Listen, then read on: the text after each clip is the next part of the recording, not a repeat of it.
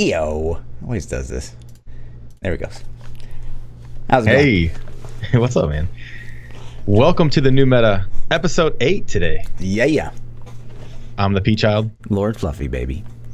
How you doing? Doing awesome. Oh, man. Wow! Look at that background. It's looking good. It's right up your alley, dude. It is that is up my alley. Chat is gonna love that one. So they're gonna have fun with that. Now everyone that's drinking when ThaPChild says World of Warcraft, you have to drink double. Now he's got the background. So those of you guys listening to the audio version, it looks like a big Illidan behind me from World of Warcraft. Don't even know what that is. So how's your season been going since week 2 of the season? It's going awesome, grind? man. Like, is it? So we're currently rank 5. Oh, nice. We've been pushing rank 1 a lot. And we're getting crazy juice. It's been a juicy season. The season's been very, very popular, surprisingly. It has. It has. I think this is more popular than 13. Yeah. In my opinion. I completely agree. I'm surprisd. Yeah, it's crazy because opposite of what I expected. Yeah, exactly. Because it's it's the 3rd season in a row. Yeah. Or no. Yeah. 2 seasons. Yeah, 3rd season. Right? The exact same meta. Same stuff. What do you think? I pushed a little bit Friday. Okay. But I did a couple runs and I hadn't pushed in a long time and I got I went from like rank 2 all the way down to like rank 250 or something. So I'm like, okay, well let me push up a little bit. And I cleared a 100 or a 101, I can't remember. And then I was like, well, let me see what I got to do to get the top. And the top guy was already like 112, I think, or 113.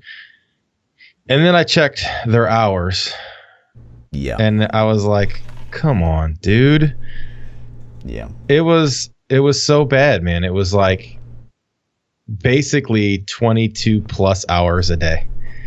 And at that point, I instantly in my mind, I was just like, you know what? Screw this. Like, I don't really care right now. Like, it's not, why am I going to compete against that? It's only a personal thing. And to me, it'd be more fun just to keep grinding Paragon and gear and augments and things like that. So I stopped pushing. Yeah. But so here's my thing. So I don't think you should stop because it's easier to like go through the board with people above you and be like, okay, that guy's clearly bot. That guy's clearly bot. If you continue to push the top yourself, like I only have like 4 people ahead of me right now, and it's so easy for me to just like look at these 4 people and be like, okay, that's a bot, that's a bot, that's a bot. You know what I mean? Right. But if you like stop pushing and you're no longer at the top, you've got a lot more people to like scroll through and figure out like, is this guy a bot? Is this guy not a bot? You know what I mean? Yeah. And that's pretty controversial because I'm like, a lot of streamers are like, no, you're not number 1 unless you're number 1. But for me, it's like, I mean, it's easy to tell. It's easy to tell who's a little rat, right? Yeah. And so those guys, go ahead.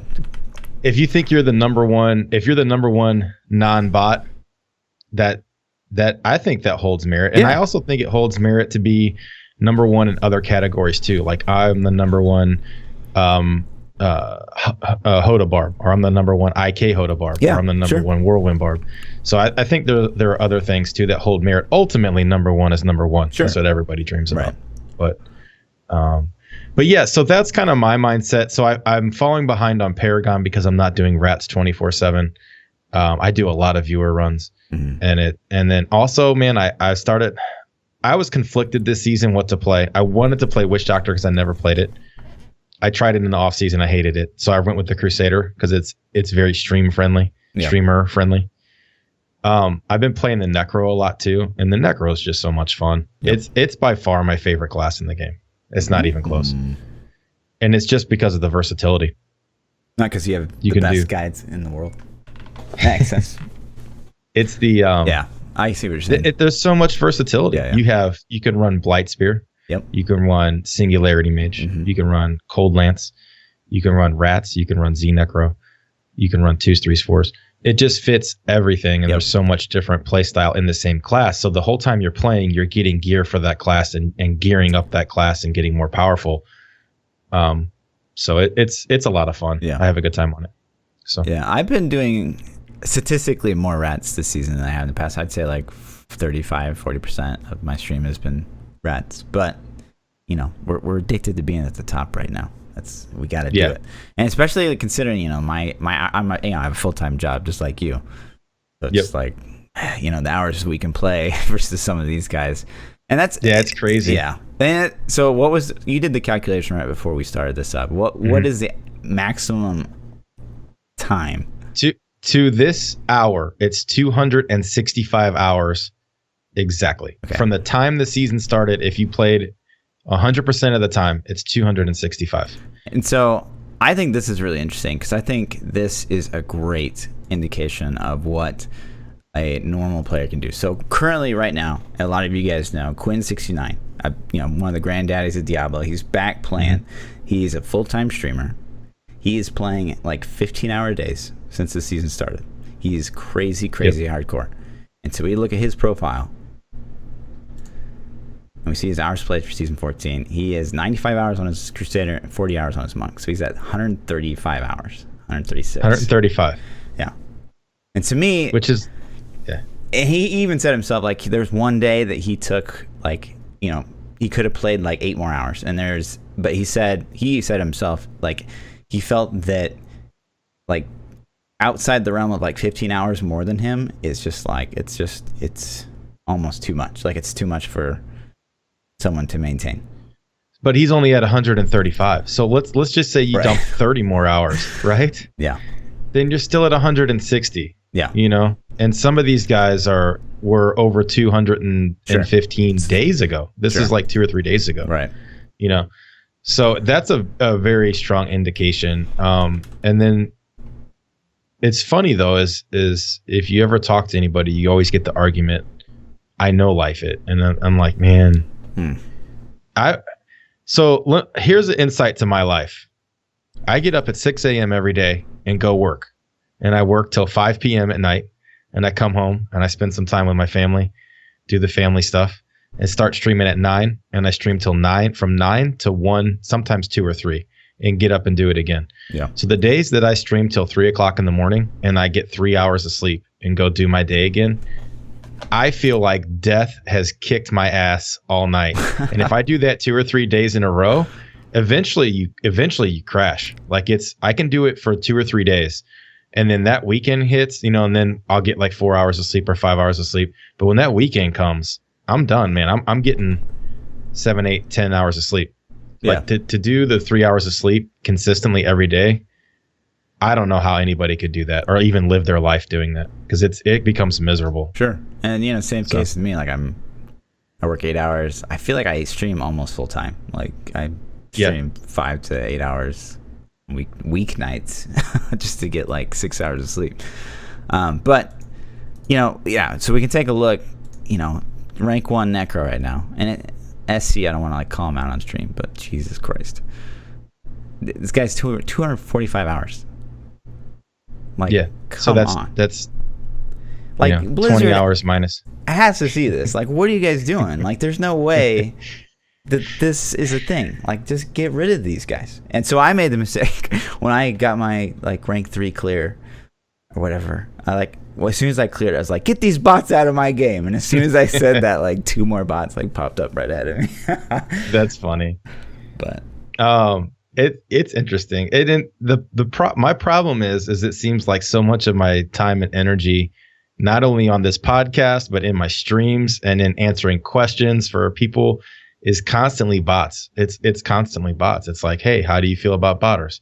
What about botters? What should they do about botters? Botters. Yeah. So, I don't even, you know, if they don't even want to get rid of them, just, you know, they could flag them. Just like doesn't GTA have a system where if you cheat, they put you in like a bad boys matchmaking system and club and lobbies where bad boys match with bad boys, cheaters with cheaters, you know? I don't know. Yeah. It'd be interesting. It'd be interesting. I'd love to see, I don't know what questions you had to propose for people, but I would love to see ideas that maybe weren't banned, but to kind of solve the problem in more of a soft way. Yeah, I don't know, man. Permaban. Yeah, I mean, like, so if they don't have a fix, you know, for like botting, like, so say they do a ban wave, but they don't have like a fix in place, like, you know, a lot of those people are just gonna just gonna buy another account. You know what I mean? That's like, good for Blizzard, though, it's right? Good it's great for Blizzard. It's probably good for Diablo, but yeah, I don't know, man. I don't know what the solution is there. I just really hope that they are aware of how bad it is, like at Blizzard. That's my hope, is that they know how bad. But I got to give you some credit, man, for pushing that high on the leaderboards with no against all the bots, like rank 5 against unfair advantages with half their hours. I mean that's impressive. That's impressive to me. So I was watching you do some of those pushes. I don't know if it was last night or the night before, but it was very interesting. Like the gameplay was top tier. So if you guys are trying to Pestilence Necro push, that's your man. Watch him. You're being too kind. It's weird. Stop it. He'll teach you a thing. Right on. So, speaking, I don't really know a good segue into this, but Gamescom's coming up. We just had E3. E3's over and done with, and we got to see all our things. Gamescom is coming up, and it's like, from my knowledge, it's like a little baby E3. It's not quite as big as E3. Sure. I could be wrong about that. It's big. But what do you know about Gamescom? I feel like E3 is kind of like the granddaddy. Yeah, it's probably the biggest. But yeah, Gamescom, it's also a really big one. And there's been Diablo news at Gamescom in the past, and so it's coming up August, like 21st, I think, or something like that. Do you expect something? I would be surprised. I don't know, man, because this goes back. We say it the last 2 weeks in a row. Is Blizzard gonna be there? Yeah, they're gonna be there. They're gonna be there. They're gonna be there because they boycotted E3. Yeah, they haven't done E3 like I think for a while. I know, for a while. But Gamescom, man, it's got to be. And again, we're gonna go back to what we keep saying, and I think there's a lot of leverage behind it. But we know the season end date. Like, what's going on? Something's got to be coming, right? Like those two things lining up. It seems it's exciting. It's exciting, at least. Just give me a D and a 4 symbol. That's all I need, man. Yeah. Nothing else. You don't have to have music.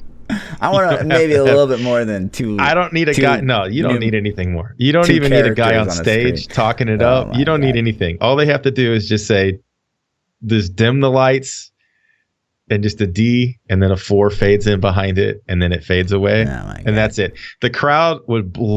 Up if that happened. It would blow up. Yeah, so for sure. I don't know, man. I haven't checked into Gamescom at all. It'd be interesting to see a schedule of Gamescom to see if Blizzard's going to actually officially make a presence and maybe if they have any lineups or anything. Yeah. But it would be cool to get some announcement, anything. So. Yeah. And a lot of people are also making the counter argument, and God, I hope they're wrong. Is that like the reason we know the end date is because like they are in fact in maintenance mode, and like it's just been something that people have been requesting, and now that they know that they don't have to do like a PTR phase, they can just... We're not listening to those haters. We're not gonna. I'm just like, God, I hope you're wrong. Like there's logic. We're not going to entertain that. There's logic that idea. to it, but I'm just like, no. Yeah, I agree. There's a lot of logic to it. I'm going to go on the fact that I hope they have something lined up and there's a schedule in place. If they're going to do a big drop, they're going to do a big reveal. They already have a schedule in place. They already know we're going to beta test this day. We're going to, try to work on some bugs through here, and then we're going to launch here. So, knocking down dates really makes a lot of sense to me as far as upcoming releases for something. Yeah. So, we'll see, man. We'll see. I think it would line up pretty well though if they did like just a T, like what you said. So they do like a D4, just the 2 characters on a screen, and then they save the juicy juice for like BlizzCon. I don't think that they would drop D4 at Gamescom. I think that's a BlizzCon reveal, but they could potentially drop something like D2, or if we are ever going to get another character expansion for D3, then maybe that. Yeah. I don't think we're going to get another character expansion personally. So I don't know. I think that's. I think it'd be kind of a disappointment because all these videos you see on the YouTubes of like people like the speculation and all this lore stuff that's happening in Diablo is like, like Leviathan has like 17 videos on lore and unless D4 is like a year and a half away, then potentially maybe they hold us over. Right. But If it's less than a year, I don't think we'll get it. Did we get any feedback about the season themes? I got some, a little bit. Oh yeah, lots of juicy juice, lots and lots. So let's talk about those for a little bit. I got quite a few. So let's go through some of the YouTube comments first. Yeah, go for it. Okay. One guy says season of boss kills. So like boss kills. You're actually like just running around and killing bosses, kind of like D2 mode. I gotta bring like Dom and Diablo, which is like make some kind of reward system for like going to Axe. I don't know that I would like that, but it's just I don't think I would like that either, but maybe. Yeah, I thought that was an interesting idea. What else? Season of Paragon Cap. Season of Paragon Cap. You know, Quinn, to go back to what Quinn said, Quinn, one of the things he's been talking about a lot is Paragon Cap, of course. Like everyone's been saying we should try it or whatever. He says Paragon Cap of like 1,000. And then there's still Paragon after that, but it's just like magic find. So they give you better drop chance, better chances for primals and other things. So you still get like power-ish. They'd still, but yeah, it doesn't, nothing fixes the bot issue without getting rid of the bots, because that still gives them an advantage. They're still going to have more primals than you. Yeah. You know? Yeah. Anyway. It would lessen that, but. I thought that was an interesting idea. At least a suggestion. It's another one by Snow Capadonna. A Benjamin Button theme, you work backwards. You start with the full set and clear the highest GR you can. Then you lose a piece of gear, and then you get 6 GRs until you lose every set and have to farm another one. That would be horrible. I'm just like, what? What do you do after you've been through like every set? What is wrong with you? Losing things is never good in players' eyes. Sure. I don't think that would fly too well. It's a interesting concept. I mean, it's creative. But in the world of Diablo, that would make me not play, you know? Yeah. So. And then this one's crazy. This one's by Persnickety. I would like to see a season theme that messes with balances massively. Everyone has 4 times health. Nothing costs resource. Abilities have cooldowns, or no cooldowns. All projectiles shoot like 5 times. Every Kanai cube up active.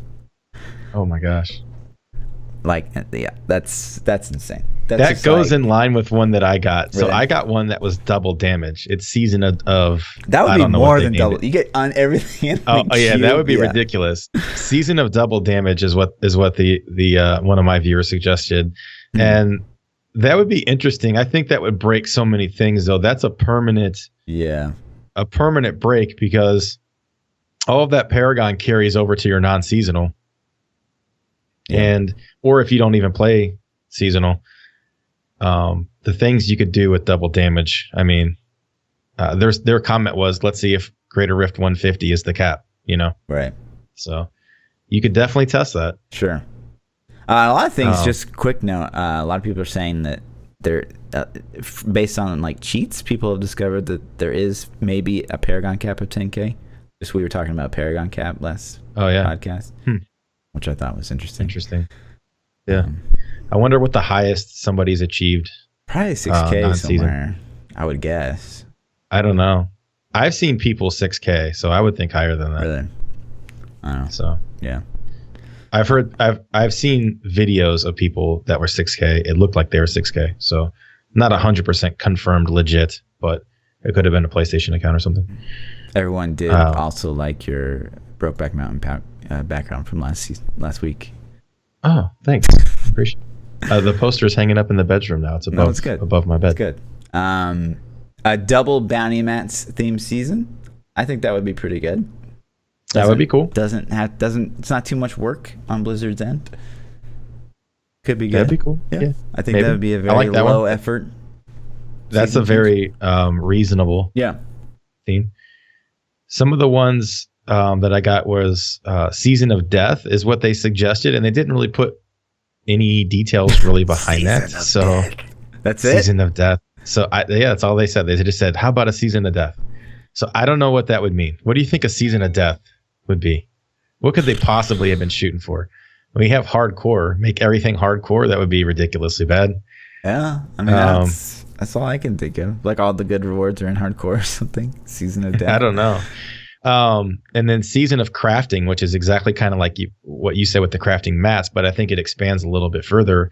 And it says craftable items and sets get boosted stats. And I think that's kind of cool because think about if you doubled the damage on some craftable weapons or, double or triple or quadruple the set item bonuses. What class uses anything crafted besides support classes?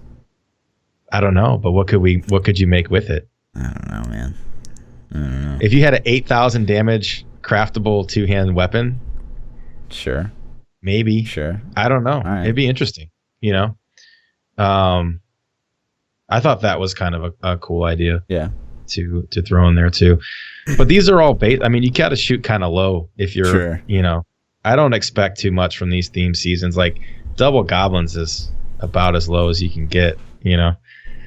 I think most of the time they're going to be. So what modifiers have they given in the past? They've done double goblins. Double XP. They've done double drop rate. Yeah, and double XP. They've done double bounty mats. Have they done double bounty mats? Yeah. Okay. So you got to expect those 4. Yeah. That's a year's worth of rotation right there. I think double XP would be such a bad idea, but at least it'd be something. Yeah. Another person said 0 elite season, which would destroy literally every single build I've ever made. So I would hate that very, very much. What are your thoughts? 0 elite season? Yeah. I would. Yeah. That wouldn't be fun to me. You got to kill things. I think the ones that jump out to me, like I think the double bounty mats is a great idea. I agree with the XP. I think double XP is going to break things even worse. Mm. Someone said Act 1 maps only season. I think it would be cool to put rotations on maps. So every season, the tile sets for Nephilim Rifts and Greater Rifts are reduced, like cut in half, or maybe less than that. And then every season, those maps rotate. And then potentially, maybe if they're feeling super generous, they could give us some new maps to work with. Yeah. I would like that a lot. I think that cuts down the amount of fishing required to get lucky for Greater Rifts, and it gives more even playing field for leaderboards. But there are a lot of maps that I hate. Yeah. So. Yeah. And then I kind of have like my favorite 3 that I kind of just saved for last. Okay. So one of them is one item rolls over. So you pick an item from your non-season. You bring it over with you. Primal Tragouls, what are you bringing? You gotta bring a weapon. I mean, I would probably. I know. What are you bringing? Oh man, Primal Tragouls. Tragouls Coated Fang, I guess. Yeah. It's gonna be my Primal Tragouls or my Primal Scythe of the Cycle. One of those two. Would be really good. You get rats like carried instantly. Yeah, that'd be really good. For I'd XP. probably bring my Cycle. Yeah, that'd be good. Or my Furnace. Or Primal Ingown with like everything on it. Attack speed, damage, cooldown. Woo. I don't know. Yeah. But see, that's only good for like the first day of the season. Maybe the first week or month if you don't get another one. But that's not like. It's like all season. That's not like. Dude. You're going to use it all season, but it's not going to feel fresh all season. Sure. And it's only going to feel fresh for the first week. Yeah. And I don't think that this should be like the only thing. But that'd be a really nice like perk on one of these seasons. You know what I mean? Yeah. Like, maybe that should be an achievement for something. Maybe if you complete your seasonal journey, they should allow you to roll that one item over. Yeah. That is cool. I like that. Because then that's an incentive to do your seasonal journey. I have no incentive to do my seasonal journey right now. Right. Because I have none. But if you complete the entire thing, that'd be cool. Yeah. Like, hey, you did your whole thing. Now you pick something, baby. You get an item in your mailbox when the season ends, and then you take it to the cube with that item, and then all of a sudden that goes to a non-seasonal vault. Yeah, that'd be dope. Yeah, there it is, boys. All right, so that's the first one. Okay, second one. So this kind of goes way back. So originally, you're familiar with Romaldi's Gift. If you're not, Romaldi's Gift is an item that adds a slot or a socket to your weapon. Originally, when Romaldi's Gift was like first conceptualized on PTR, it was for jewelry, and it was not for the weapon. Mm-hmm. So what if they did a season where they had Romaldi's gift for jewelry? That'd be cool. That would be Have that very extra socket to your rings and neck. Yeah. Makes a lot of bad jewelry good. Yes. Make some really good jewelry really, really good. Yeah. Quad. Yeah. You'd have quad damaged rings, man. Yep. I like it. Oh, That could man. change up. That could change up stuff quite a bit. You'd see. Would that see a change power metas, creep. or would that just boost the more No, powerful it'd classes be- yeah, more powerful? I don't think it would It'd be a change power metas. creep. Yeah, it'd just be a power Yeah, creep. it's a power creep. But it's power creeps are good. We've talked about that before. Yeah. And then last, and this would change everything. It would power creep like crazy, but it could be fun. It would, and I don't think it's that much dev effort. Double cube.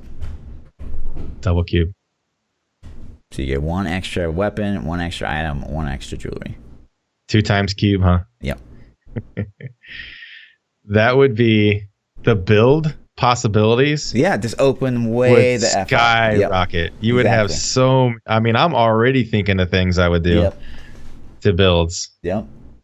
And that's like you're not adding anything to the game. You're just unlocking like a second choice. That I like that. Like, see, these are permanent changes. These are things that I want permanently. Like, I want a second cube, and I want amulet. Yeah, that would be the cubes thing though. So say like season 15 is like double cube, and then like you take that away, and season 16 people would be like, "Damn, you guys remember season 15? That was so fun." See, that's the thing with power creep is this kind of goes into something that I was going to bring up a little later, but we'll talk about it now. It fits so well. Power creep is such a real thing in Diablo, and it seems like it's going exponentially faster every single season. Do you think that power creep is going to hit a point at some time where Blizzard needs to reset damage and say, okay, we need to tone everything back down again because people are just so powerful? Or, people talk about T15s, and I'm not really a big fan of T15s, and we've discussed that before too. But power creep is real every season, and if we ever get another balance change, power is going to go up. It's not going to go down. So at some point, it's like, do they reset or do we add a T15?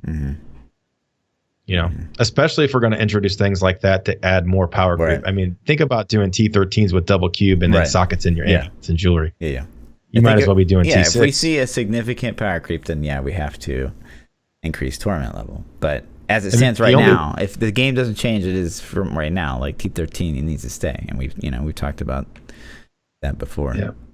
Non-season, like the power creep is definitely there, and it's not going up a lot. As long as we don't get more balance patches, I don't think it's going to be necessary. But if we do get a significant power creep again, maybe. Yep. I like those ideas, man. I think the last 3 ideas you had could be implemented, not even as seasonal themes, though. I think the seasonal journey, getting that item to let you bring one item over with you to non-season, to seasonal play, that would be an awesome reward for the seasonal journey, top tier. And then the double cube would be the build diversity. Oh man, that would be so fun. Yeah. To just sit there and create builds all day. I think they can easily do, and I kind of forgot about this one, but they could also easily do like, a double primal drop chance. Like that's not going to break anything.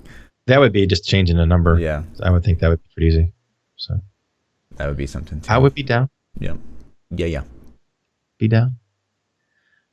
So what about, there's a couple of things that we've talked about Rift, we talked about fishing. Let's talk about something that they introduced in the game in one of the previous seasons. That is the biggest, I can't even talk, I'm so angry about it. The biggest negative to the game to me forever was the introduction of Juggernaut types of elites and champions. Oh man. I don't know how you feel about this, man. I hate it. Yeah. I hated it from day one. It's like 2 years later, I still hate it. Every time I get one, I'm like, why is this in the game? I get so mad. To me, it's just like a slap in the face, because if you guys have been playing Diablo for a very long time, once upon a time in Diablo, there were affixes called double health. And people Hated them more than anything. And like I finally, like we had a victory as a community, and they took double health mobs out of the game. And then not too shortly after, they introduced Juggernauts. And Juggernauts are double health mobs with CC immunity. Right. So it's like, but they take more damage. You took, oh my god. No, they don't. You took like the worst mob and you made it even worse, and you brought it back, and then you would think that like the community like forgot. So to me, it's like hey, you know, like it's like a slap in the face. It's like we brought it back. The thing that you guys hated, we brought it back and we made it worse. It's just like, but I don't even know why they did it in the first place. Nobody was ever crying for more affixes on enemies. Like there was nobody was like, hey, I really wish we had more things to battle. That was never the outcry. And like, so it's so annoying in the game where like it's like, is there any class that sees a Juggernaut and a push and they're like, oh, I got this. It's like hope you got a conduit pylon. And then conduit, maybe you can drag them with you. Yeah, because you still don't waste your conduit on it. No. You know. Yeah. Like maybe a condemn that has crazy density and conduit like could maybe take out I don't even know. You just ignore it, and then if you drag it long enough, then maybe it'll die. Yeah. You know. But yeah, it's horrible. I haven't complained about it a lot. I don't think on the podcast ever, but it's something that I know when I stream frequently. I'm like, why are Juggernauts in the game? Right. And then I'll go on a little rant, and then I'll drop it. Right. It doesn't make sense. It's funny because like Lindsay, my girlfriend, she doesn't know this game at all. She doesn't know anything about Diablo. But like every once in a while, she'll catch in on like a few key phrases that I guess I say a lot on the stream, and one of them is fucking Juggernaut, dude. I say it like all the time. I would say fucking Lacunis and fucking Juggernauts. Those two mobs, man. That's funny. Spear throws for me. The clansmen are my bane. Yeah. This is a whole other topic. But so the clansmen, they would be fine, and I don't understand why it's like this, but so the clansmen that they come back, they pull their arm back, right, and say you blood rush through them, and the instant you're like, whoop, boom, they still snipe you. What? It's like once they lock on, that's ridiculous. You have to dodge the projectile that's flying through the air if you're lucky. Right. It should be like they come back, and as soon as they're locked, they have to throw it that way.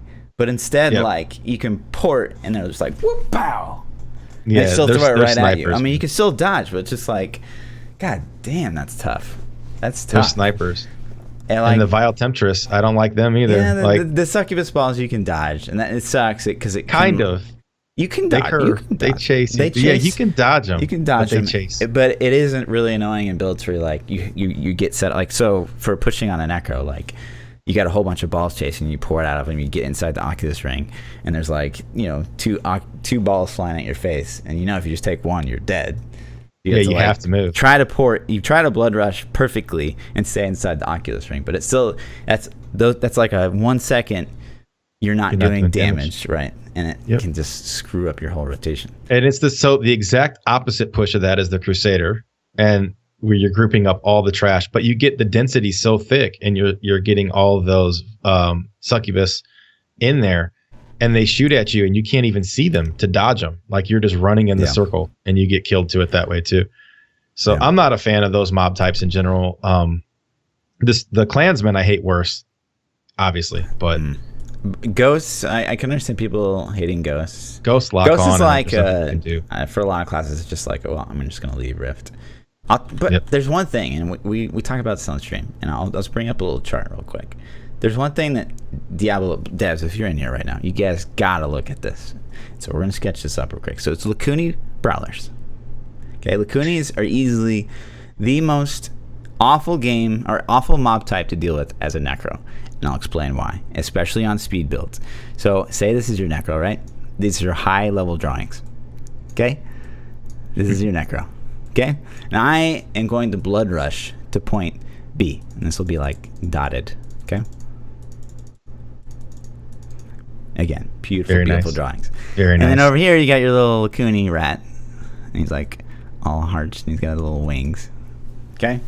So if I decide at point X to blood rush to here, off screen, Lacuni knows that this is going to happen for some reason, and is already leaping towards my person that's not even there yet. Like, he already knows where I'm going to be. It's the worst. And so you're flying around, dead. Right? And it's not one. No, it's not one. It's never one. And even if it is it's one, like it's enough. 40. Yeah. it's the worst. Like on Ingeon base builds, you're flying around the map with blood rush, and you're gonna tell me that like I'm flying at the speed of light. I'm never stopping my blood rush, and they get I say it all the time. They get precognition as to where I'm going to be, and they can even pivot like mid-air, like as they're flying, and just to get your potential future you on your blood rush. It's the worst. Blizzard, look at Lacuni's, man. Like. The tongue lashers kind of do the same thing. You'll port in and they'll be off screen, so you don't know they're there. You can't see them. Yeah, and then you'll get tongue lashed to death instantly too. But that's a little different because it's like you ported, you didn't know it was there, and you're dead. Whereas these guys, like you ported and they're off screen. They already know. They already know where you're gonna be. They already know. Like it's completely, and that's what I talk about, like unavoidable death. Like this would be the worst if I was like a hardcore player.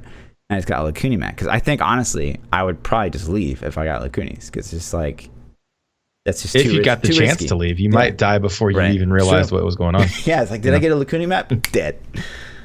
Well, yeah. So I give a lot of credit to all the hardcore players out there because I can't. I don't know how they can stay alive so long. I die so many times every night. Yeah, that it's a joke. It's a joke. But yeah, those are some great ideas. For the seasonal themes, so yeah. I think it would be.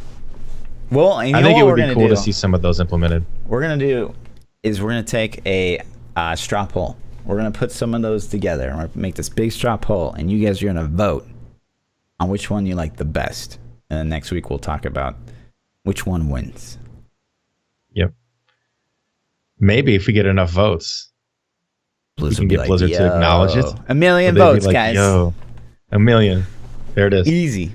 There's 1 million of you in here right now, so easy. Everybody vote. So I've heard a lot about there's gaming is a disorder. Have you heard this? Yeah. There's been a lot. I don't even know where this started, man. Did this start on like Good Morning America or like Wendy Williams show or like some talk show somewhere? Had this thing, and it's kind of snowballed into this mental illness. Yeah. So what do you got? It's I guess it's officially a condition, a mental condition. It's called gaming disorder. And just reading over like the criteria, like we're all effed, boys. Like every single person single person in chat right now, like we're all effed. But 3 criteria are necessary to diagnose someone with gaming disorder. 1, gaming is strongly preferred over other activities. We're fucked. Oh my God. Like, but that's such a broad question. Like, what do you mean? Do you enjoy eating? You might have an eating disorder. What does that even mean? Jesus. Yeah, right. 2, gaming is strongly preferred. Yeah. Wait, I already said that one. The patient does not stop gaming even if there are negative consequences like seeing their friends and family less or doing badly at their job. Okay. Yeah. Yeah. I do lose some sleep every now and then. Right. You know. Okay. Yeah. I'm with it. Or strains the patient's life or relationships. Done both of those, I think, too. Okay. So basically the TLDR is we suffer from a mental condition called gaming disorder. It's awareness. We're raising awareness. So I don't have the study in front of me, but it's funny that this is, you talked about this and then other people around me recently have talked about this. My younger brother is a gamer too. He's not as hardcore as I am, but he really enjoys it. and he sent me an article last week, and it said pretty much the same thing. It's like if you game, or it said something about kids that game over 30 hours a week, and then it started listing like all these things that would become wrong with them if they did that. And I gamed 30 hours a week probably my whole life growing up. Wow. So I function decent in society. Yeah. I'm not a weirdo. Well, I have a job. Debatable, I have a family. Yeah. You know, so maybe a weirdo. I don't know. Yeah. But it's definitely getting attention now. And I think a lot of this is because of the success of Twitch. I think Twitch has a lot to do with that. Yeah. Mainly, I think the success of Fortnite in general and Ninja. I think Ninja's mainstream popularity and getting recognized by CNN and big time pop culture icons like Drake and football players and basketball players and things like that. I think it's put gaming more on the map, and I think it's a headline. Like, you guys got to realize news is all about clickbaiting too. You know, these news sites, they clickbait too, and they're like, gaming is a disorder and things like that. And like, we click it because we're like, oh, I game. Let me check this out. But I think Fortnite has put that on the map, man. Yeah. And how do you not, like, 125 million players are playing Fortnite? Is that the numbers? That's the numbers. Fortnite hits 125 million users. 125 million people. It's unclear if that refers to total registered users or active users, but Epic didn't respond. What if that's active? Oh my god. Even if it's not active. Yeah, even if it's not, dude. Even if it's not, 125 million people have tried their product. What other brand in the world can say that? Can say United States has like a 350 million population. That's almost half of the country has played Fortnite. That's mind-boggling. That's insane. Like, we've talked about it before, but like, there's no point in gaming history where I can remember a game that's blown up like this. Yeah, like, it's just so crazy. And go ahead. Do you play Fortnite still? I know you have. So we do Fortnite Fridays on the stream. We've skipped these last 2 weeks because Diablo's been very, very popular. But yeah, I mean, I enjoy it. It's all right. I played a lot when it first came out. I haven't played very much lately, but I still get enjoyment out of watching videos and watching people play that game. It's a fun game for a quick fix. I think it's got those little adrenaline dumps, you know, like at the end, and it makes it entertaining. Sure, it's very easy to watch because you know what's going on. Even if you're like in the game late, like, you know, okay, well, they're trying to survive. They're trying to get better stuff. They're trying to get stuff. They're trying to stay alive, and they're trying to shoot the bad guys. That's it, you know. Whereas it's very easy. Diablo, it's very easy to follow. What build's he running? Like, what is he doing? Like, right. How does he even do that? Are you playing a barbarian or a crusader? Right. And the money that's getting dumped into it now too. I mean, oh my god. So it just keeps going up and up and up. They had their first Epic Games had their first Fortnite tournament, and it was a tournament for charity. I think it was 3 million. 3 million for charity. And it was really cool how they set it up, because it was like really popular like pro level Fortnite gamers paired with like celebrities. Yeah. So like, who's Marshmello? I don't know. I have no idea. I would assume it's a DJ, because that seems to be like what they all do these days. After that one guy, but everybody's a DJ. They just cover their face and after stuff. Pauly D. Yeah. Talking about Pauly D. Yeah. But that's crazy, man. That's so crazy. But it's cool too. It's like, and they're not, you know, they're just getting started. They're gonna have 100 million in prize money for their like World Cup happening next year. 100 million, dude. So I wonder, are they breaking that 100 million out as in charities or as in pay to people that win the tournament? This is just for like the people that are in like the World Cup. Tournament players. Yeah, they've already announced, like, I don't remember what they said. It was some crazy number, but this is just, I remember like, the numbers. Yeah, we talked about it. It was insane. That's nuts. It's super nuts. Yep. But I'm gonna stick with Diablo. You know, I'm not. Yeah, it's crazy. We got Yeah, 125 people playing Diablo, so we're good. It's the number one the game popularity on on Diablo is up quite a bit. So what do you contribute to that? So Diablo's had this season might even be bigger than season 12 with the balance patch changes to me. Like this is do you think it's because of Quinn coming back and Dat Mods has been back too? I think I call it like I do call it like the Quinn bump. Like anytime Quinn comes back to season, I don't think he even played season 13. But I don't think so either. Yeah, he did play 12 for like played 12, 1 day. But yeah, it was super casual, and he played 11 for like a week, maybe 2 weeks. But it's only on the side. Like he has never like done a full-time comeback like he's doing right now, basically. So yeah, I definitely attribute that to a lot of that is the Quinn bump is what I would call it, because I mean he's one of the original Diablo streamers. He's a very popular streamer. He's gotten a lot of viewers from other games. And I would also attribute, and I would love to hear your input on this because I'm not a WoW player, but I've heard also, and he even says this in his stream, is that WoW is in such like a really boring place that a lot of people, especially Blizzard account holders, they're coming back. They're trying the game again. Yeah, so WoW was in a place for me that it wasn't enough to keep me playing it. And I played WoW for 14 years, man. I had an active account from launch on day 1 until last year, I think is when I finally canceled my sub.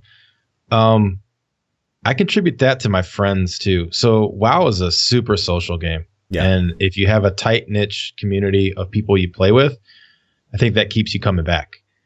But the game is still kind of the same. It's always the same game. It's always WoW, and they change things. But it seems like when I play WoW, I feel like I'm playing a 10-year-old game. That's a lot of fun, but it's still that 10-year-old game. That's a lot of fun. It's not like, these new games. Like I love Destiny. I'm a huge Destiny fan. I love even like Fortnite, for an example, or like all these new games that are coming out. They just have this new polish to them, and they feel more modern. So to me, that's kind of where I sit with WoW. Yeah. I'm going to play the expansion when it comes out, and just because. To touch on that real quick. So I again, I'm not a huge WoW person. I do I watch videos from time to time again, but so it seems like I remember watching all the videos for Legion and being like, okay, they're adding a lot of stuff. This looks like it's going to be a big one. They're adding a new class and blah, blah, blah. But BFA, every video I've watched on it, it doesn't seem like there's a lot really coming. And I don't know. I'm not super hyped about it, to be honest with you. But that being said, I've been off the WoW crack. I call it WoW crack. I've been off the WoW crack for almost a year, so we'll see if it gets me sucked back in. I'm going to play it just because I've played every other expansion, so I'm going to try it. And if I like it, cool, I'll stick with it a little bit. And if I don't, then cool. No harm, no foul. Right. But there are so many other games fighting for my time. And I think that's another big factor. WoW is a lot of fun. And if I had my crew of people that I used to play with that are all like, yo, let's play some WoW, we would have so much fun and it would be great. But when I have Destiny that I'm hooked on. We have, obviously Diablo still running strong. If we get D4, that'll eat up time. There's so many new games in the front running, like the Destiny expansion is going to come out. You got Division 2. I'm really excited about that. Anthem looks promising. So there's so many games that it's you're fighting for time. You got Monster World Hunter.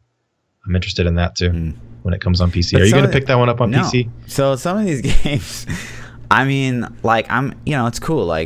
Division was cool when it came out, and Anthem seems to be a retake on Destiny, basically.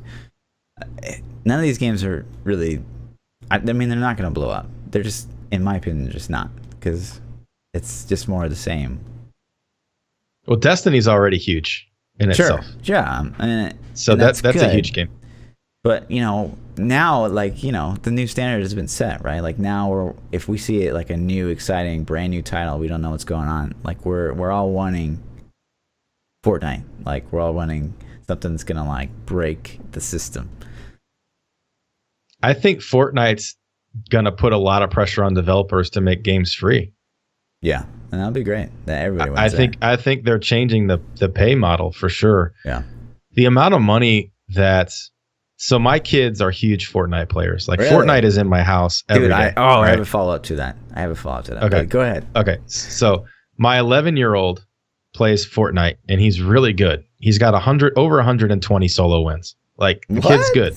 Got more than me. Like he's a baller. Okay. My 6-year-old, he just turned 7. He plays Fortnite. He's got like 20 wins because my 11-year-old's carrying him, but he's got 2 solo wins, and he's 6. This is ridiculous, right? Like, Fortnite is in my house. So every day I see Fortnite. My kids ask me for money on a daily to buy Fortnite skins. Oh my God. I can tell you already that I have probably spent more than the cost of the game if it cost money on skins for these kids. But they get so much enjoyment out of it, and I'm a sucker for games anyways. Sure. I'm like, all right, and the game's free for them. So I kind of want to support Epic. I kind of want to support their model because I like it. I'm like, hey, if the game's fun and you want to buy cosmetics, you can, but you can play the game without them. Yeah. And I think that has value, especially to somebody like me with a family. Like, I don't want to buy 6 copies of Fortnite, And they're doing a great job. Like, they're doing everything right, really. Because, like, to me, some of the big things that get me hyped about a game is esports. And, like, they're like, yeah, we're going to throw baller money at esports. And, like, oh, you guys have feedback? Like, we're listening. We're, like, constantly making changes. There's always going to be, like, content coming. It's just like, they're really checking all the boxes. They're just not, and they've got all these anti-cheats in place, and like, they're doing great on that front. I've never ever heard anybody complain about cheating on Fortnite. I've never heard somebody go, he's aimbotting. And I never thought about that because it never crossed my mind. When I played Fortnite, I always felt it was fair. And when I got killed, I always felt like, damn it, I was in the wrong spot. I shouldn't have been in this position. I got myself into a spot where I shouldn't have been, not, oh, this guy's aimbotting. How did he shoot me from so far away? Yeah. I've heard like stream sniping, but I've never heard aimbotting. Yeah, well, stream sniping's different. So I don't play Fortnite on stream, so I don't have to worry about that. Right on. Okay, so this is the follow-up. I don't think you can, like, the way we're set up, I don't know that you can hear this. Do you think you can hear my audio? I don't have the stream up. Okay. So here, can you hear that? About the impact of these sorts of games. Research that tell us that violent games like this increase aggressiveness, increase angry thoughts, increase aggressive behaviour. So we can either choose to dismiss this sort of research or take it on board as parents and say, this is what the scientific is telling us. Okay, so basically this lady gets on the like Australian Today show, and she's basically preaching about basically how like, it goes back to that age-old study where violent video games cause violence. Oh yeah, the old GTA debate. Right. And so she's basically preaching, there's so many studies out there. She's basically like fear-mongering that, like, you can't let your kids, like, you can't be letting your kids play Fortnite. It's really, really dangerous for them. It causes aggression. There's hands down, it causes aggression. There's so much scientific evidence behind it. But then she, like, 2 seconds later, she's like, oh, but obviously they can play, but you need to, like, supervise. Yeah. Like what does that even mean? Like, so from my perspective, I grew up playing video games. I got a Nintendo, or original Nintendo. I think I probably got it when I was 5. I got it when it came out. Like, sure. I was super little, and my dad bought it for me.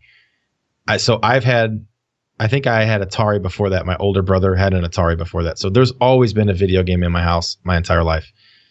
I played GTA. I played all the games that they were throwing fits about, back in the 90s and 2000s and all this kind of stuff. I, as a parent, have let my kids play games from day one. I taught my youngest son how to play Destiny when he was 4. He's been playing Destiny since he was 4. My 11-year-old has been playing games since he was probably 6 or 7. And they're not violent. Like, my 11-year-old plays basketball and football too. You know what I mean? Right. Those are violent sports. They have the same studies that say those things too. Right. For football, at least.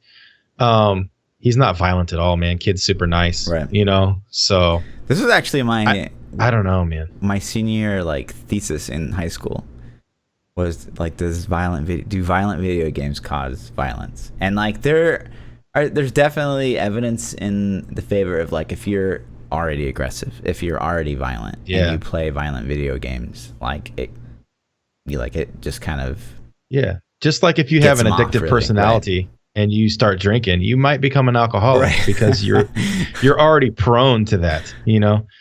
Yeah. So I can get the correlation a little bit, but I don't think it's, if you play Fortnite at a young age, right. You're going to shoot people. Right. You know, it doesn't work that way. The other thing that kind of annoyed me is she went on to say that like it can kind of affect like brain development. How she's like, it makes kids like less empathetic. They can develop like learning disabilities, and everything that I've ever researched was completely opposite. Like maybe empathy, I don't know anything about that, but like as far as brain development goes, like being able to like multitask and like abilities like that were just off the charts, like in kids that gamed versus kids that did not. See, my daughter learned to read better because of gaming. She wanted to play games and didn't want me to have to help her. Mm-hmm. So it actually encouraged her to learn to read better. And she reads grade levels above where she's at because of video games. Right. Because she gets in and reads, you know, she wanted to play Pokemon on the 3DS, and she wanted to play some Roblox game, you know. Right. And so I think it improved her reading abilities at minimum. It's funny too. So like during this whole video, it's just like these two are talking, right? And you guys can't see it if you're listening, but it's like these two couples facing each other and a bunch of kids playing Fortnite on their phones and stuff. And then she's like, "Well, they shouldn't be playing. And it's like, well, just as long as there's like you know, they're being monitored, basically, it's okay. But like these kids are just sitting there playing Fortnite, and this kid just like, he looks bored. He's like, I gotta get out of here? What are you monitoring there? Is that what you're like? It's so, the whole thing is so ridiculous, man. It's so cringe. We'll see. I don't know if there's merit to it, but I think with normal parenting, I think you're gonna be just fine. Yeah. So maybe if the parents are game addicts and they throw their kids like, here's your you know, PS controller, and then they don't talk to them for like the whole weekend, you know? I don't know. Yeah. Maybe. And that's the other thing too, is like Fortnite, it's so cartoony. Like it's so cartoony. And there's no blood and gore. There's like, it's the most, you know, Chuck E. Cheese game you could possibly play. Like it's one thing. It's like Mortal Kombat is like on the level of Fortnite. Like then, it's but like, see, wow. This is on the Today Show, man. And I think that these guys have these videos for clickbaits, man. It's like view watches, you know? Sure. Yeah. So it's like it's a clickbait because A, it's Fortnite. And B, it's clickbait because it's fear mongering. So it's just like, oh my god. Yep. Yeah, it's just clickbait. It's terrible. It's terrible. We got a bunch of Twitter questions. Okay, let's hit them. Let's do them. Let's do some. All right, man. The Master Magus says, if the heroes of Diablo were sodas, what flavors would they be? What the frick? I don't even know how to answer that, man. Wow. All right, Barb is your staple, so that's going to be a cola. I'm going to go with cola for Barb. Okay. I'm with you. Wizard's a little fruity, so I'm going to go with orange. Fruity. Little fruity. Okay. Necro, sour apple. Well, it's like Mountain Dew, man. Necro's like the juice. All right, I'll give you that. I'll give you Mountain Dew. Yeah. I'll give you Mountain Dew. What else do we got? Weird. This is so hard. This is impossible. Okay, so which doctor is Dr. Pepper? Because that's disgusting. Oh, man. Dr. Pepper's great. Oh, 23 different flavors, all bad. Just the worst soda. They're great. So good. Demon Hunter root beer. Just because. Yeah, sure. It's got bite. Just because. Yeah. It's got bite. That's it. I don't know. What other class do we have? That's such a weird. Such a weird. There you go, Master Made. Cola is the only one that matters. Yeah. Actually, so let's take this a step further. What's your favorite soda, though? What's your soda choice? Coke Zero. Do you drink soda? Yeah. I try not to. What? Coke Zero. You say Coke Zero? I try to stay away from the aspartame, but it just pulls me back in. Well, aspartame's only in diets. Yeah, well, it's in Coke Zero as well. Orange. Fanta Orange. What? Best soda You're ever. a grown ass man. What do you mean, like Fanta Orange? Fanta Orange, man. Don't listen. Don't knock Fanta Orange. Dude. Fanta Orange. Jobless Gamer says, what do you think about a season of Double Damage? We talked about that a little bit in the things. Yeah. Varkov says, what do you think about making story mode part of the leveling experience? Make you play the story one time through each season, but you get buffed EXP and usable gear drops. I'm going to expand on the usable gear drops. This is me, not him. But I think, what if they replaced the Hadrig's gifts for like seasonal, like Act 1 gave you a piece, Act 2 gave you a piece, Act 3 gave you a piece, 4, what, and then level 5 70? gave you 2. Yeah. No. Just completing the acts gave you pieces of gear. So, but they're level 70 drops because you're leveling. Yeah, I don't know. We have to figure out a way around that. Maybe they got level requirement reduction. Maybe you can just equip them anyways. I don't know. You know, I mean, if they gave you like Maybe. sets as you leveled, okay, sure. I don't want to be forced into playing campaign because like there's cutscenes and it's boring. But I tried to play through the campaign on stream a while back and I couldn't do it. I did Act 1, like legit, not skip the cutscenes, just play through it. No cheats, no power levels, just a legit, refresh start. Yeah. It was horrible. Right. I made it through Act 1 and that's as far as I could get. Someone just said something really good. Roll Calling just said, what if the set pieces were like heirlooms and leveled with you? That'd be cool. Yeah. That'd be really cool. I'm listening. I'm down. That would be a nice change. I don't know. It's interesting. Trylock said, if Diablo was a VR game and you saw from the eyes of your character, do you think the game would be more difficult? How does that even work? you could see in front of you. What? You'd actually be able to see more than your screen. So I'm playing Necro and I'm like corpse lancing. I'm like, I guess just flailing my arms. It could be an exercise game, dude. Be jacked. I don't know, man. I haven't played a lot of VR games, honestly, so I don't really know. I tried VR for the very, very first time, actually, just a couple weeks ago when we were in Disney with Lindsay. We did they had this like separate shop in Disney Springs, and it was like Star Wars VR. Yeah. It was really cool. Was it dope? Really, really cool. Yeah. Yeah. I've done some VR videos and some like Android games. Like my brother has an Android, Galaxy S whatever phone that came with a nice little VR headset. Yeah. And so he had bought some VR games for that and the little controllers that came with it, and it was pretty fun. It wasn't, top tier AAA title gaming, but I played it for an hour and it was a lot of fun. So I'd be down. Someone just said, how about playing Whirlwind Bar VR?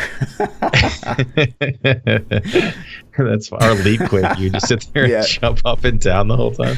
Oh, God. Oh, man. Gutless says, Fluff, which is better, Duck Song or Ghost Nappa? Somebody ban this guy, please. I don't know. Terrible. Ghost Nappa. I know the Duck Song, though. So Ghost Nappa is the worst because it's psychological warfare. So he plays the song. It's Ghost Nappa, and it's the Ghostbusters theme song. But then he'll sprinkle in song requests of the Ghostbusters theme song. So every single time I start to hear it, I'm like, shit, here it comes. But then it's the actual soundtrack. So he messes with my head. It's the worst. But the Duck song is the worst too. Yeah, Duck song. The first time somebody dropped the Duck song, I actually got kind of pissed off at them because I didn't realize it was a funny troll. I thought somebody was just trying to be really mean. And I'm like, because troll songs are kind of my bane. I shouldn't say this because I'm going to get more now. But troll songs legitimately make me turn song request off. I can't take it. I just can't do it. Yeah. And so the first time they dropped Duck song, I'm like, skip instantly. And then like 10 minutes later, somebody did it again. And I'm like, song request is off for the night. Done. Have you listened to the lyrics of the Duck song? I have not.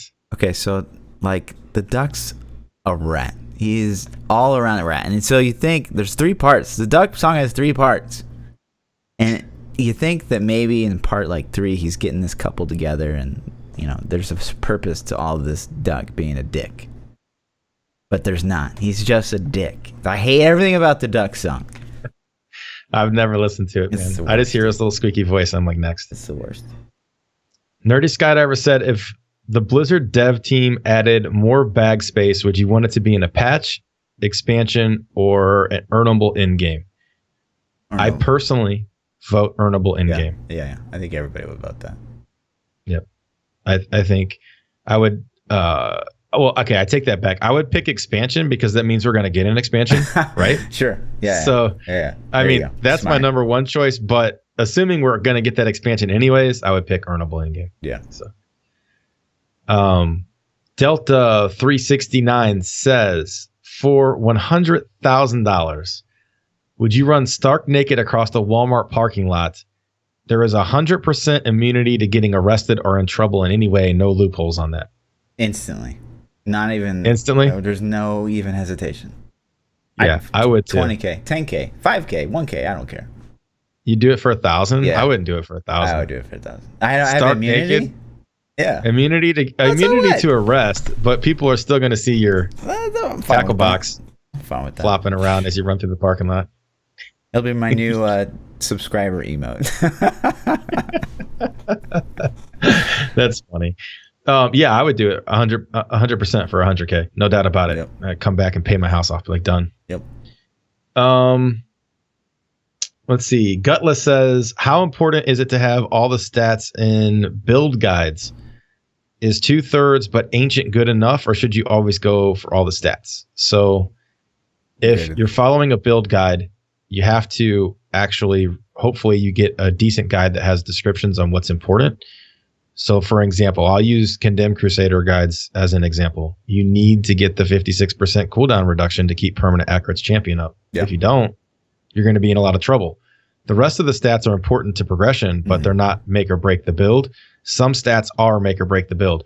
But my thing with build guides is, if you're going to try somebody's build, try their build. You run it the way they built it first. Yeah. And then if you don't like it, change the things you want to change.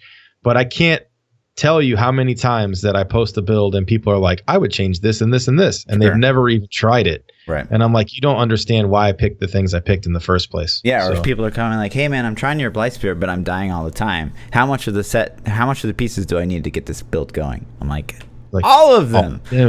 Everyone. It's a build guide. But also, I'm glad you brought this up too, because, and if you're listening in chat and maybe you're new to Diablo, like, don't get caught up on stuff being ancient. Please. We see it all the time doing gear checks in stream. People are wearing ancient pieces that are garbage. Like, if or it has primal pieces that are garbage. If just because it's ancient, just because it's primal, doesn't mean it's good. A perfectly, or not even perfectly, a well-rolled non-ancient item is always going to be better than a shit-rolled ancient. Always. So just don't get caught up on something being like a different border color and stuff like that. It's not about ancient. It's about stat rolls. If you're doing guides that require things like cooldown, like Blightspear or Condemned Crusaders or these other builds, you can take the basic pieces and just re-roll max cooldown on all those pieces, and the build will probably work for some lower level. When I say lower level, I'm talking like 70s. You know, like to a lot of people, that's not lower level. But like, you can take Fluff's Blightspear guide and walk into a 70 with the shittiest pieces ever. Yeah. As long as you have the cooldown you need. And it's the same for my Condemned T13 build. You can destroy T13s as long as you have the cooldown. That's all you need, you know? So, or Condemned Crusader. Yeah. And then the last question is, Demonic Grizz says, why did you guys decide to become streamers? And would you recommend for other people to pick it up for a hobby? Oh, man. Why did we become streamers? Oh, my God. For me personally, I like to play games a lot. I play games a lot. I've probably played 30 to 40 hours of games my whole life anyways. So to me, it was pretty natural. I started streaming originally just so my brother could watch. Really? He was working weird hours, and I was like, he's like, hey man, I got some downtime. What are you doing? And I'm like, oh, I'm playing, you know, at the time I was playing World of Warcraft. I'm playing WoW. And he's like, well, stream it so I can watch. I'm like, okay. And that was kind of like the gateway for me. I'm like, oh, this is cool. And then I started streaming GTA a little bit, and then when I streamed GTA, people actually started coming in and being like, "Hey, what's up, dude? Can I play with you?" and stuff. And then it just kind of snowballed from there. Sure. So. Oh man, for me, it was so many different things. So a big part of it, like I didn't even know about Twitch. I didn't know about Twitch until, Diablo, Quinn. And, I started watching his stream, and like he'd always, be just baller at the monk. And I would go watch other streams. I was mostly a bard player, and I was never really satisfied with like the talent or like not necessarily talent, because like Chainer is very, very good at bard, and he streamed back then. But like Chainer would play the one build, and he would just do that because he's one of those kind of players where he can grind his face off, like it doesn't matter. So I was always dissatisfied with the diversity of builds that were being represented. So and I saw a lot of my former peers, from Halo, like become like successful on the platform. Like, Ninja, I used to play Halo against them like all the time, and Snipe Down, and even Dr. Disrespect, he played Halo. It's just like, yeah. And so it's just, people are always asking me like questions on the game. Like I'm always doing high level stuff, and it just seemed like a pretty natural choice to do. And so I started, you can go back to my YouTube starting days, and like the quality and it's all terrible, man. It's just the worst. But I think that's the same for everybody, though. Yeah. You have to start bad to get better. Like I still don't think, I look at my stream and I'm like, I'm way better than I was when I started, or way better than I was 7 months ago or 8 months ago. Mm-hmm. But there's always improvement. Like you watch some of the top tier guys, like Doc Disrespect, in my opinion, is super entertaining. Like his production level is off the charts. Yeah. He tries really hard to produce a good quality stream, whether you like him or dislike him. Like he kind of sets a bar for like, hey, this is achievable on Twitch, Sure. And I think there's always something to learn from that. But to me, it's kind of, I did, to kind of answer the second part, do I suggest people pick it up for a hobby?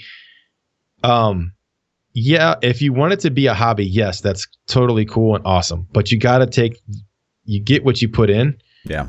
And you can't expect any results ever. So like if the amount of work that goes on behind the scenes for people that have never done it, I don't think they understand how much that you do behind the scenes, at least myself, the sacrifices that you make to do it. Like I don't sleep at night. I give up some time with my family. I try to spend as much with them as I can, but you have to make sacrifices. Like I don't have a social life very much, because what can you do? Right.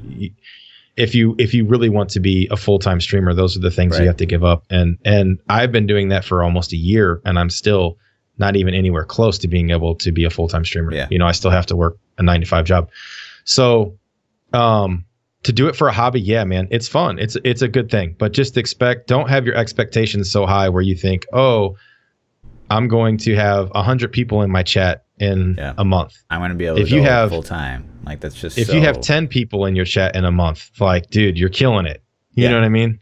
So yeah, I would say the same thing. Like there's actually like a lot of networks for like, so there's a lot of almost depressing videos you can see out there of like people like they'd start streaming and they'd basically end up losing all their real life friends and like losing a lot of their relationships and stuff like that, because it does. I mean, like you can imagine like we just we give up on a lot of other stuff to stream the hours that we do and still be able to afford our lifestyles by having a full-time job.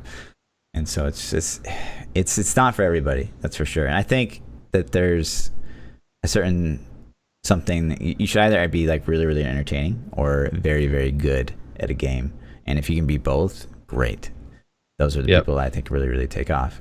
But if you're trying to get into it, like be one of those and, be engaging, talk, even if there's nobody there. Just, yeah. And I think to give you props, like, you can, I mean, honestly, for the amount of time you've spread it up really quick in the realm of Diablo. And I think what you did, and I can't give you enough props, but like, coming in and just being like awesome for the community, like leveling people and doing viewer runs and like really just teaching. Like you hold people's hand like crazy in this game, and it's just it's such a great equation for success. Whereas where you know, someone like me is just like, I'm just going to play the game, try to learn, guys. You know, I answer it questions. It came natural for me because I have kids, and I think I teach them how to game a lot, and I also have a lot of friends that aren't super stellar, like they're average gamers, and they would always come to me and say, "Hey, how do I do this?" And I'm not the top tier. Like I'm a very good Diablo player, I think, but there is a tier above me, you know, and I don't really care to hit that tier. Like it's fun and I enjoy watching it, but like if we're talking Necro, like you're obviously a better Necro player than I am. Like I'm a good Necro, but it's unfair comparison. A better Necro. No one. You know what I mean? Yeah. So, but it's like that for a lot of classes. But yeah, man, thanks. I appreciate the compliments. But it's my success has been unprecedented. I think. I don't know. Like I would just hope that expectations are tempered. And my expectations were like that when I came in. Like I expected nobody to show up. I expect people not to show up now, and they still do, and it's awesome. But right. But it's definitely like, as long as you set those expectations low, because even like us, you know, we do fine, you know, for Diablo, and it's fun, and we love our communities, and we love doing what we do. But like this, we're so far away from this ever being a full-time thing, right? Like, it's not even. People come in and assume that we're full-time streamers too, because they see us every night, and they're you know, like I had a guy tell me that he was my boss the other day, you know, because he's like, we're the customer, we're your boss, and I'm like, you're not my boss, dude. And he's like, we're your customer, and I'm like, that you don't understand this dynamic, you know. So, but it's interesting, it's fun. We enjoy it, obviously, or we wouldn't do it. If you're trying to do it to get rich, you're not going to make it. You're going to crash out and be done in less than 3 months. Yeah, I wish someone told me. I mean, I thought that playing Diablo, being a streamer on Diablo, was just the fastest path to getting rich and famous. I did too. And I was it didn't work for you? I mean, I get 1 million viewers a night, but I need like 10 million. Yeah. So that's it, man. That's all the questions. Yep. Our communities are pretty damn awesome, by the way. I gotta admit, so a lot of my success, I think, was from, I contribute a lot of that to you too. Like you helped me out. Like you gave me props for helping people, but there are ways that instead of being like, well, guys, I'm out of here, peace out, like you go and you host other people in the community. Yeah. And I think that brings recognition to them. You hosted me when I was first starting off. And then you weren't negative. Like so many other bigger Diablo streamers still haven't ever said a word to me, even when I've reached out to them. You know what I mean? Yeah. And I think it's better over time. I do think a lot of Diablo streamers like have this chip on their shoulder. Like they feel like if you're new to the stream game, that like you almost like owe something to them.